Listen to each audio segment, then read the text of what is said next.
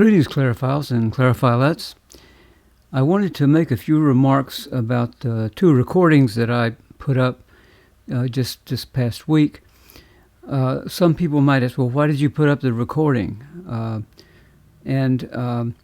think anyone who's looked at any of the videos that we presented should be clear to them why I put the recordings up, because people are constantly saying, well, play the clarinet. We want to hear you play the clarinet, and we want to hear how the instruments sound, And I can understand that, in a certain sense, because, someone describing or promoting a clarinet just verbally, that really doesn't mean a whole lot. So even though I don't have a chance to practice very much, I decided to spend maybe a couple days trying to get enough of myself together to play these etudes, these excerpts and stuff, so you could get an idea how the B flat clarinet plays and then how the A clarinet plays.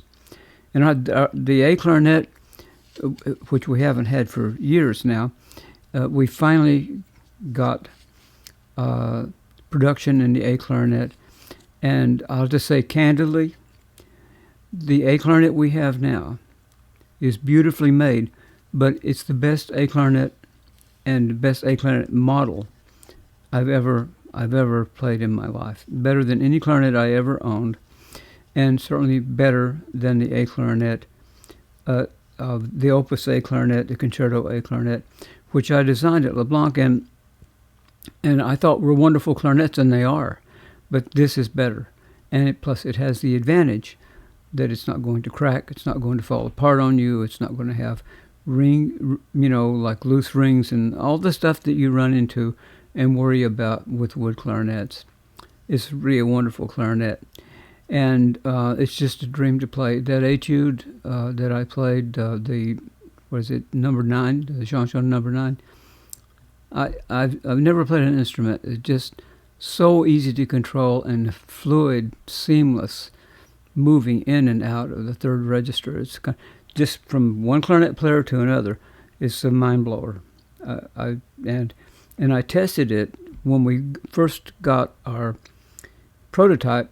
I tested it against an Opus clarinet, Opus A clarinet, and this clarinet's a lot better. And the main reason it's a lot better is because it's not wood, because the acoustics were largely the same. Okay, well, having said that, so anyway, if you want to know how our clarinets sound, you can maybe hear those etudes and make the allowance for the fact that there's a 74-year-old guy who doesn't practice is playing these things. But what hearing them in a way doesn't really tell you is how they feel, how it really feels to play the instrument, what your experience is, because it's like driving a car. You got to get behind the wheel and start driving that thing, and then you can feel, wow, this, I can have more control over this car. I can corner here, I can do this, it's got a lot of pickup. So you get a good idea for your own self by experiencing the clarinet, by actually playing it. And that's what I want to try to encourage you to do today, no matter what kind of clarinet you're playing right now, or how long you've been playing, or what your opinions are.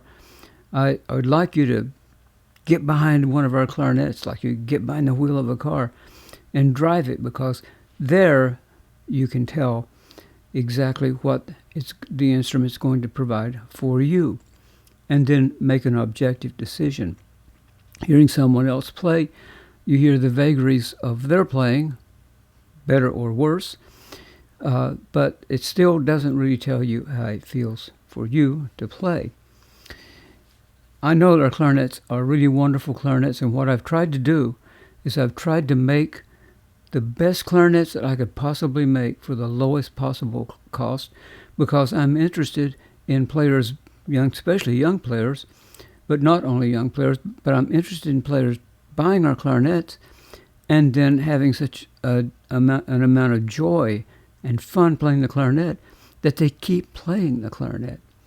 And I'm especially thinking about younger players because a lot of times music can be the real positive things that keeps them from a lot of negative things that are in the culture right now that are really harming a lot of people. I know one of my friends years ago was Bob Minzer, and Bob's a wonderful jazz musician. He's also a very good clarinet player. We used to play some duets together. If Bob hears this, maybe he'll vaguely remember that because that was a long time ago when dinosaurs roamed the earth.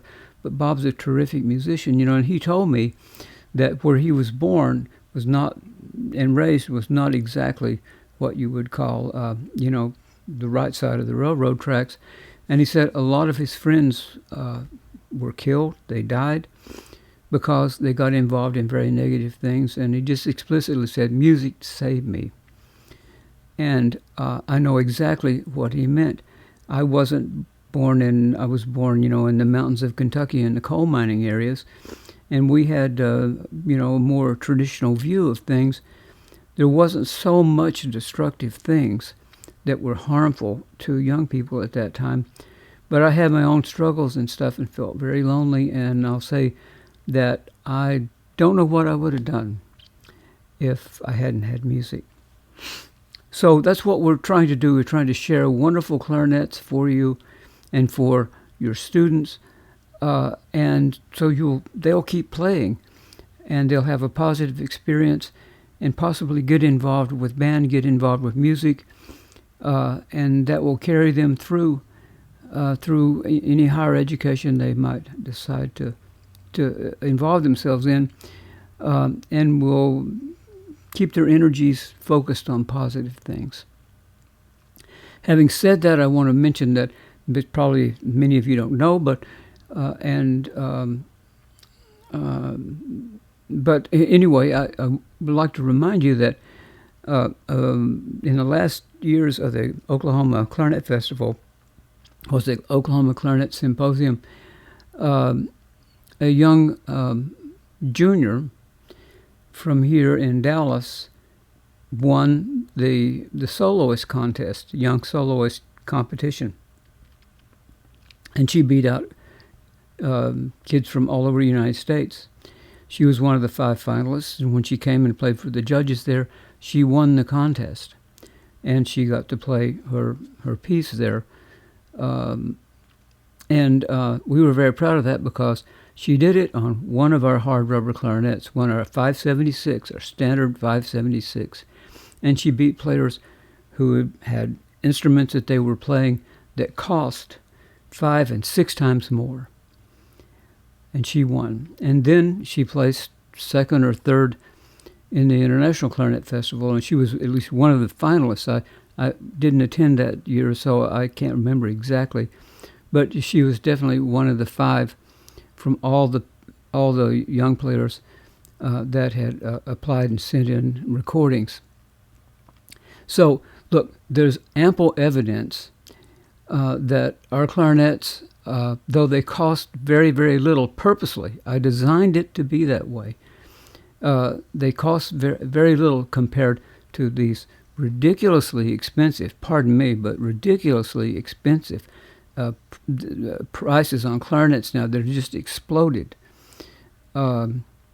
They cost a lot less, but I'll guarantee you that when you compare their actual performance, tuning, response, evenness, stability, and dynamic changes, the whole 9 yards, not to just mention the logistical superiority that hard rubber gives you over and against all the problems with wood that you all are familiar with and know about very well from your own experience and the experience of others, that our clarinets will play point for point the very equal of clarinets costing 3, 4, 5 times more.